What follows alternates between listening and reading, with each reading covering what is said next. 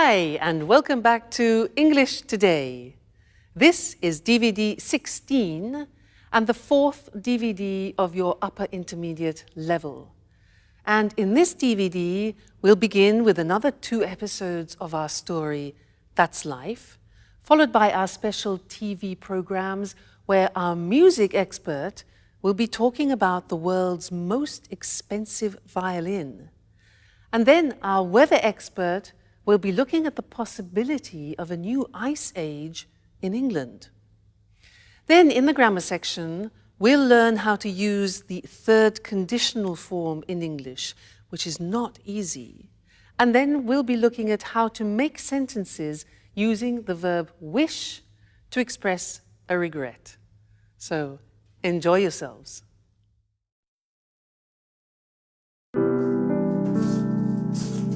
Good morning, Sarah. Have you seen what a beautiful day it is? How about I walk in the countryside and then we can relax by the pool? I don't really feel like going out. I'd rather stay in and read. Oh, come on, Sarah. Don't be your usual antisocial self. Let's have some fun together. Why don't we play a trick on the guys who are still asleep? We could wake them up with a nice bucket of cold water. What a stupid trick. Nothing's changed, but I still love you truly. Beautiful girl with brown eyes, dusting away my heart's sighs.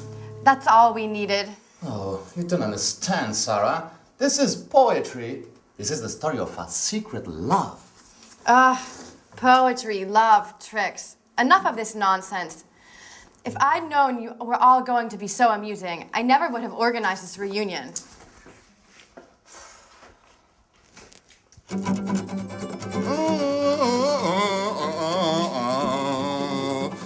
Beautiful girl with brown eyes, dusting away my heart aside.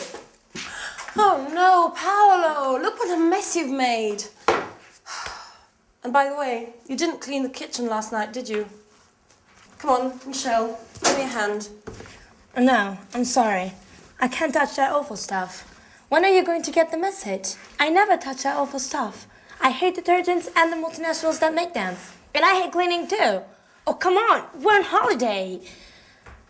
What is this racket? And what is going on in here? Has World War III broken out? It's just started. Well, Soldier Sandra's launched her offensive, but the Paolo Michel squadron is responding well to the attack and will defend its position to the bitter end. Stop playing around. Roll your sleeves up. The sooner we start working, the sooner we'll finish and we'll be able to relax by the pool. Wait a minute. I was just thinking of going back to bed. If I'd known what was waiting for me, I would have slept until midday. Maybe we could ask Sarah to give us a hand. Well, you must be joking. She just asked not to be disturbed and giving her a bad mood over the last couple of days. Well, we could ask Mike, though. Oh, no. I just saw him a few minutes ago. I asked him where he was going and he said he was going to the village to buy a newspaper. He asked me if he should do some shopping, but I told him we'd all go to the supermarket together later on. Fantastic. First cleaning up, then the shopping. Just the sort of holiday that I'm dreaming of. Well, it's only the 4 of us here. Let's share the jobs out. Just a minute, just a minute. I've got an idea.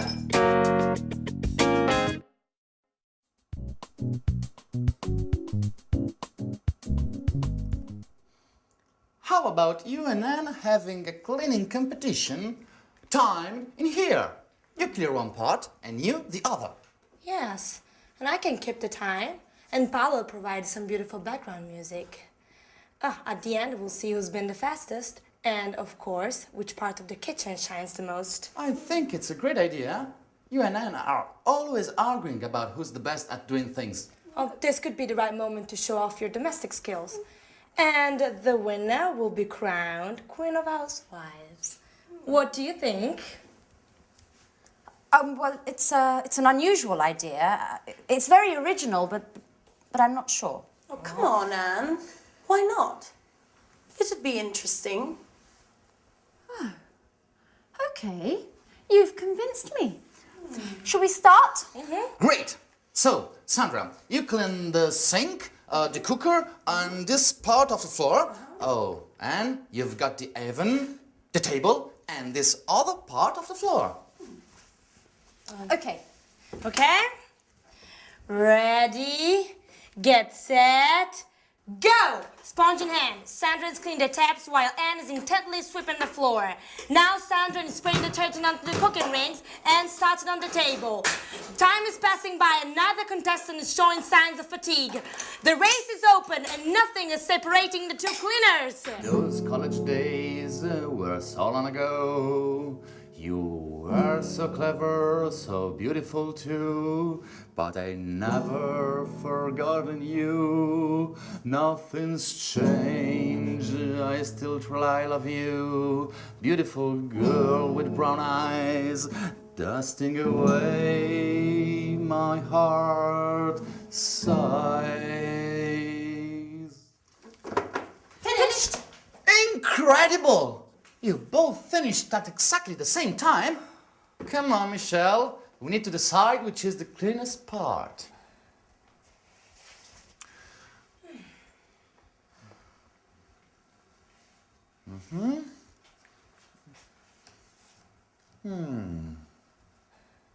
So, Who's won? Well, after considerable discussion, the jury declares that the winner is... come on, don't keep us in the dark. Who's won? Oh, you've both won. It's a dead heat. You've finished together and both parts of the kitchen are perfectly clean. Okay, well, maybe it's better this way, Sandra. At least there'll be no arguing about who's better at cleaning. Yeah, you're right. Let's forget our rivalries, at least for today. Come on, let's shake on it. Okay. We're both champion cleaners.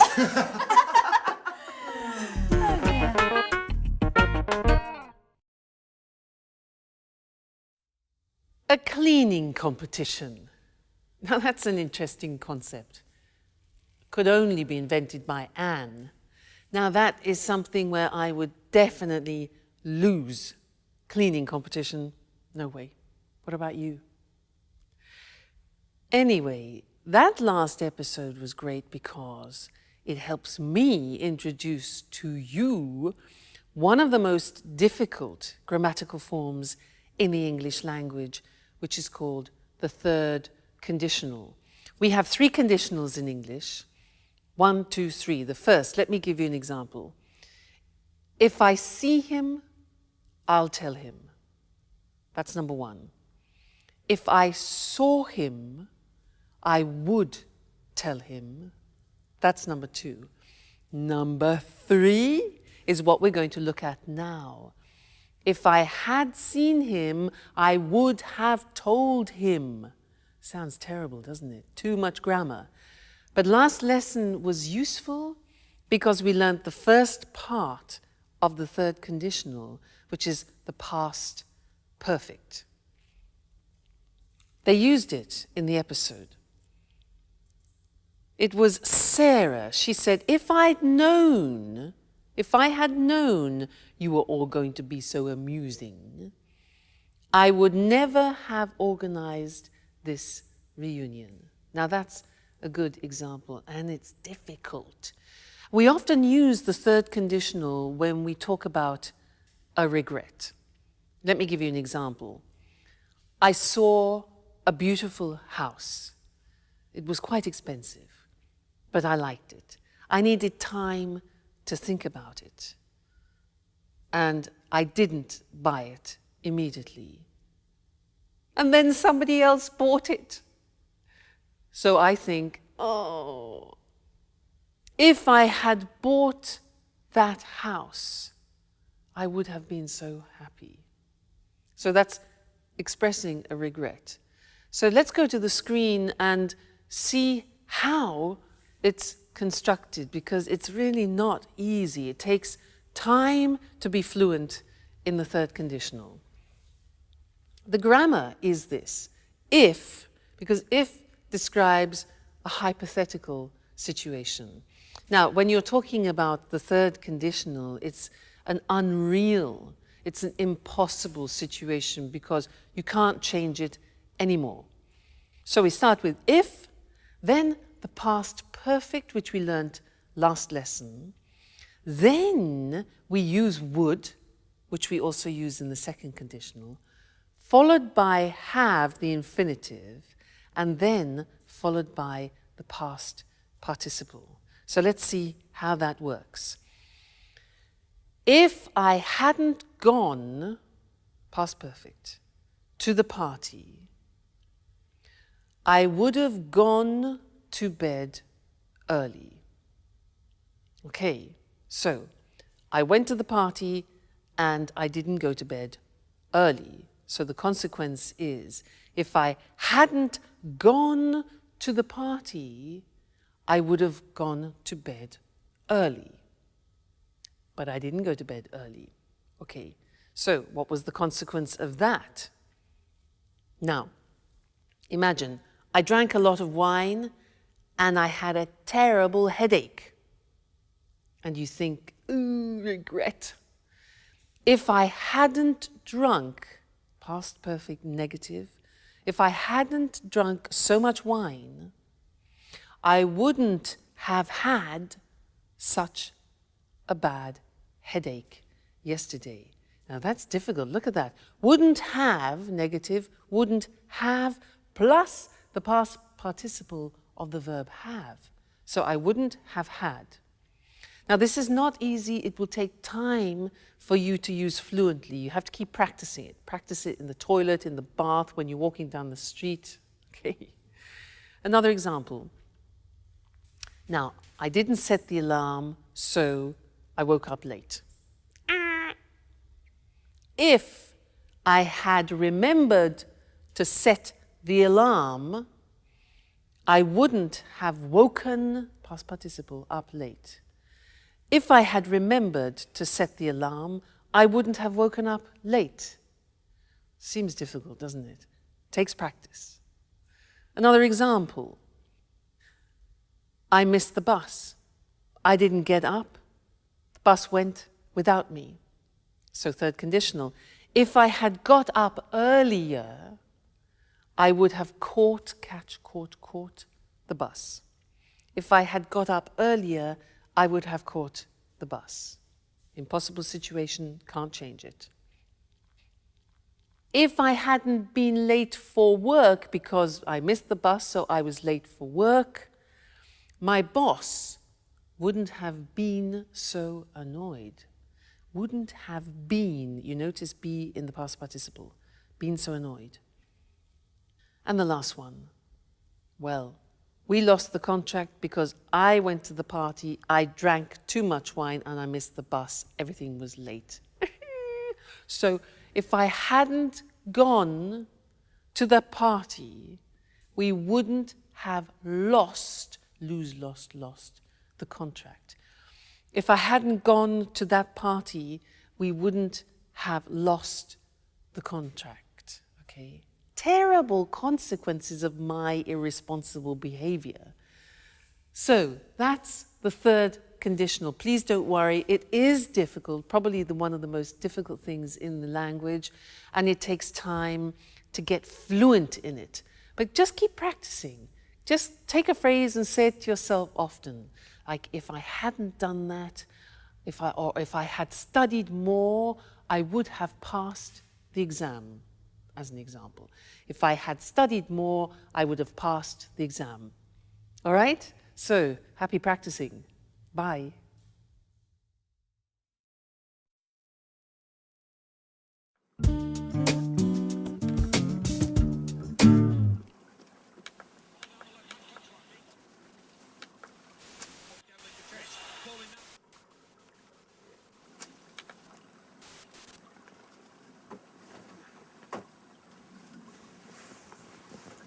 Hi, Sarah. Do you have a minute? I'd like to talk. Sure.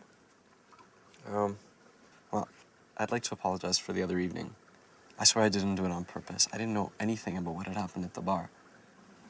Okay. I'll forgive you this time. Great. I'm glad we've cleared up that misunderstanding. So tell me, how did the fire start?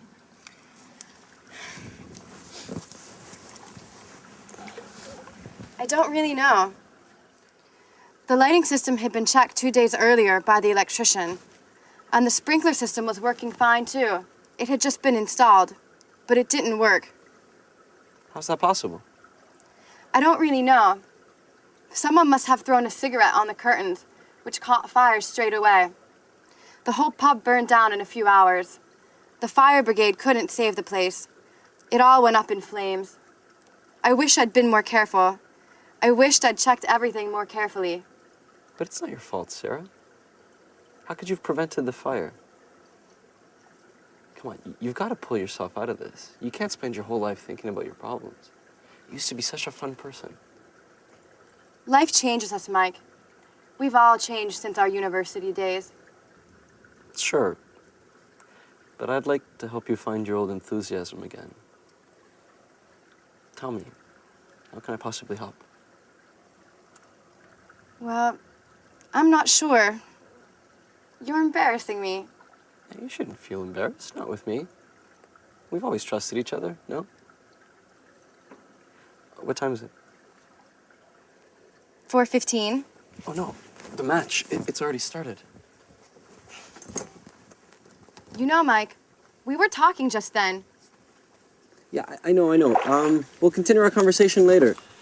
I've really got to watch the game now. It's a great match, Chelsea against Manchester United. You know that doesn't interest me in the slightest. You haven't changed, Mike. All you think about is football. Football's the only important thing in your life. You're exaggerating now, Sarah. And you don't understand anything. All you care about is football.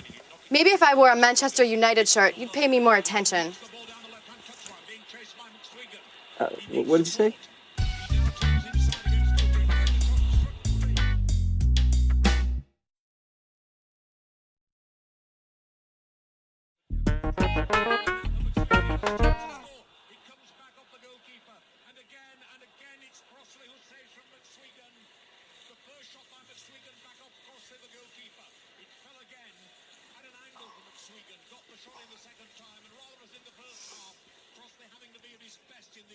I'd like to tell you, I love you, but I'm afraid of being wrong with you. Beautiful girl, with brown eyes, dancing away my heart aside. Oh no, Paolo, that's all I needed is you, with your stupid guitar. I've had enough. I'm going to my room.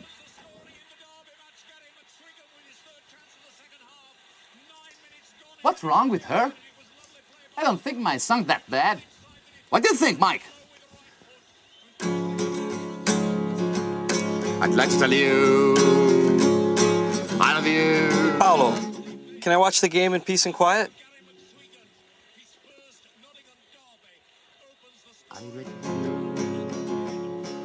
I love you. Yeah, that's enough. I'm gonna go watch this somewhere else. I can't believe it. They're all mad here. I'd like to tell you, I love you, but I'm afraid of being wrong. Beautiful girl with brown eyes, dancing away my heart side. Oh, man. At last, someone who appreciates my talent. I knew you were an expert in music. That song, Paolo, what does it mean? Oh, I wrote it. Thanks to Mike that gave me the inspiration. Do you like it? Oh, no. Mike? Yeah? That's not possible. I don't believe it. Unbelievable. They are all mad in this house. Beautiful girl with brown eyes, dancing away my heart sighs. Hello again and welcome back for some more English language. And this lesson is a continuation of what we started in the last lesson, where we learnt the third conditional. If I had known, I wouldn't have gone, where we are expressing a form of regret. And in fact, in this lesson, I want to show you another form of regret, which is very common in English. And in the last episode, you had a very good example of poor Sarah, who is expressing her regrets. She said, I wish I had been more careful. I wish I had checked everything more carefully, you know, when the pub burnt down. So she starts the sentence with, I wish, and that's her desire, a desire that she would like to have fulfilled. It's too late. So we use wish to express desires like that. Let me give you an example in the present tense. I can say, I'm fat, and I have a desire which is to become thinner. So I would say, I wish I were thinner. Let's look at the screen and I'll help you with this, because we can use wish in the present and also in the past, so the grammar form changes. Let's first look at how we use it in the present. I say I'm fat, I'm overweight, all right? So my wish is, I wish I were thinner. Now, this is very interesting because it's an example of the subjunctive in English. Now, the subjunctive has disappeared from the language, but only in this case do we use it. We don't say, I wish I was, but I wish I were thinner. Okay, so an important exception, that. Another example is, I don't know how to cook, and I have a desire, a wish to change that. So I could say, I wish I knew how to cook. Notice that the verb know goes into the past, simple past. I wish I knew how to cook. She can't speak another language. So the girl can't speak another language. She has a desire. She says she wishes she could speak another language. So we're in the present. She wishes, I wish, you wish, he wishes. She could in the simple past. All right? She wishes she could. So that is a present desire that you have. If, in the case of Sarah, your desire is in the past, which often becomes then a regret, the grammatical form changes. Have a look. I didn't buy that car. Now imagine you see a car, it's a bit like my house. You see a car and you don't buy it, and then you regret it. You think, I wish, in the present, I had bought. Now you remember the past perfect. We looked at it in the 2 previous lessons. Here it is again. I wish I had bought. We contract it and it becomes I'd. Okay? Now be careful, because I'd, when it's contracted in English, could be I would or I had. Now, would never be followed by the past participle. So you can tell if it's had because the past participle follows. All right? So I wish I'd bought it. All right? Another example. She spent so much money last year, and now she's got problems. So she wishes she hadn't spent so much money. All right, past perfect. He didn't come to the performance, that's the situation. His desire in the past. He wishes he'd come to the performance. Or I could say, I wish he'd come to the performance. All right? One more. We lost the tickets. They wish they hadn't lost the tickets. Okay? So that is an important verb, wish. It's important because often we want to express our desires both in the present. I wish I were thinner. and also in the past, I wish I had studied more languages. All right, so when you want to use wish, think, is it present, is it past? And then choose the correct grammar form. Great. So I wish I had met you earlier. We could have done a lot of language together. But I look forward to seeing you next lesson. Okay? Bye. Good morning and welcome to this week's edition of Music World. And welcome to Tony Moore, our music expert. Hello, Lucy. And good morning to all our music fans. Well, Tony, on May 16th, 2006, a Stradivari violin was sold at auction in New York for $3.5 million. The Christian hammer violin, as it's called, had become the world's most expensive musical instrument. So why is this violin so special?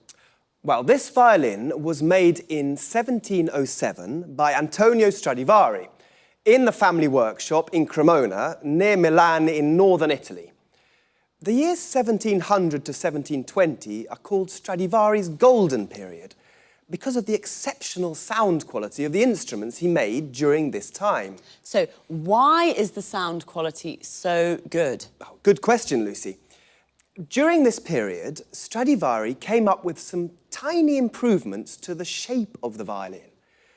Experts think that these changes to the shape of the violin, particularly to the shape of the belly and the back plate, may in part be responsible for their incredible sound quality. So it's the shape of the violins that makes them so sought after by the world's best musicians. Yes, but not only the shape.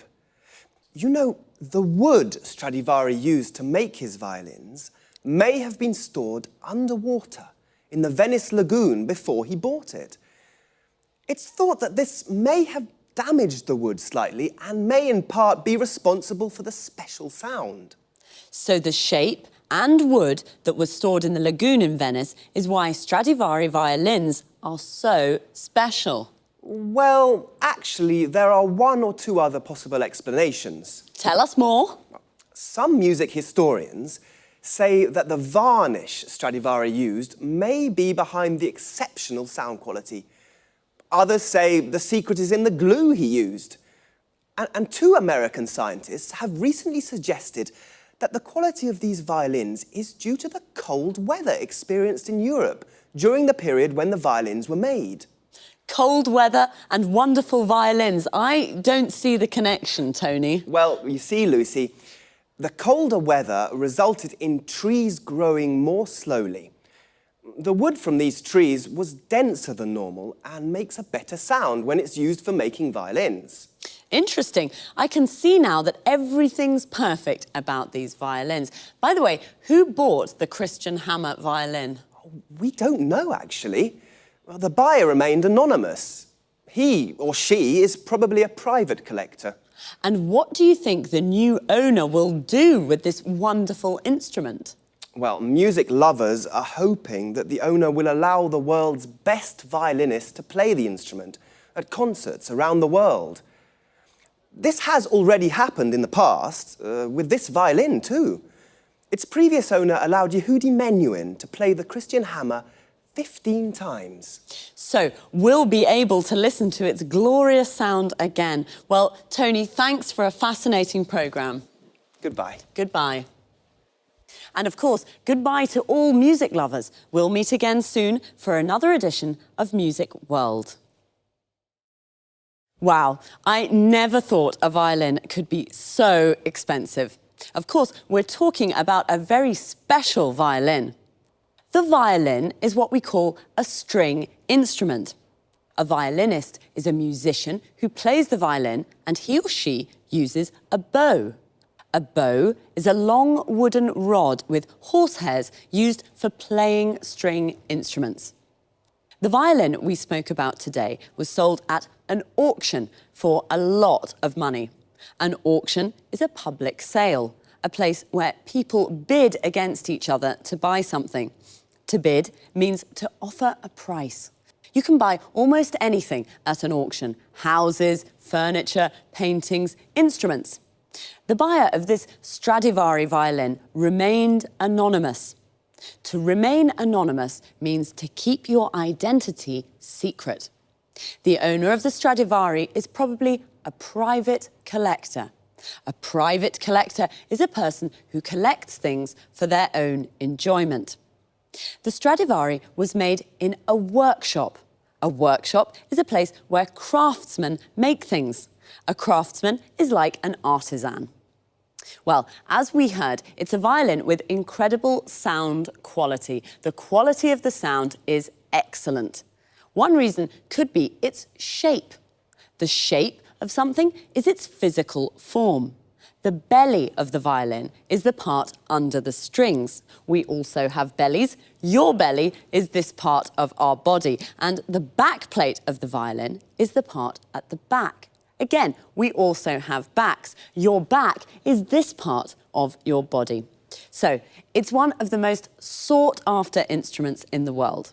If something is sought after, it means many people would like to have it. Well, I'd like to have the $3.5 million. That's all we have time for this week. Take care, and I'll see you again soon. Good morning. Welcome to this week's edition of Climate Change. In the studio with me is our expert, Susan Furley. Hello, Eric, and good morning, everyone. Well, Susan, let's talk about the weather in Scotland today. You know, I'm planning to visit the West Coast this summer, and I really don't know what kind of clothes to take with me. It's cold there, isn't it? Not really. Take your swimming costume, a beach towel, and some suntan cream. You're joking, aren't you? Not at all. The west coast of Scotland has beautiful islands and lochs and gardens full of tropical plants. Really? Yes, they're full of tropical plants. Tropical plants in Scotland. How is that possible? It's thanks to the Gulf Stream. You know, it's one of the world's most important ocean currents. It carries large amounts of warm seawater from the Caribbean Sea to the northwest of Europe. This warm water brings about an increase in the temperature here of about 9 degrees centigrade. Without it, the weather in Great Britain would be a lot colder. I thought it was cold. So the west coast of Scotland is a tropical paradise? That's fantastic. Well, let's not exaggerate. There are tropical plants, but it's not exactly like the Caribbean, though the winters are very mild here. At least they are for the moment. Since 1950, scientists have noticed that the flows of cold water in the North Atlantic that are associated with the Gulf Stream have decreased by 20%. We're not talking about the Gulf Stream here, but this change could slow down the Gulf Stream itself. And what's behind this change in the North Atlantic? Well, the water in the world's oceans and seas is constantly moving. The speed and direction of these movements of water are controlled by different factors, such as the shape of the ocean floor, the salinity of the water, and the Earth's rotation. Well, scientists have noticed that the ice sheets of the North Pole and Greenland are melting due to the greenhouse effect. This is reducing the salinity of the water in the North Atlantic and is reducing the flows of cold water that help the Gulf Stream bring warm water to Western Europe. So, are you saying that the seawater and the temperature in Great Britain could become colder? Yes. This has already happened in the past. Scientists have discovered that the Gulf Stream slowed down or maybe even stopped completely about 11,000 years ago. This brought about a fall in the temperatures in Northern Europe of 5 degrees. And could the same thing happen again now?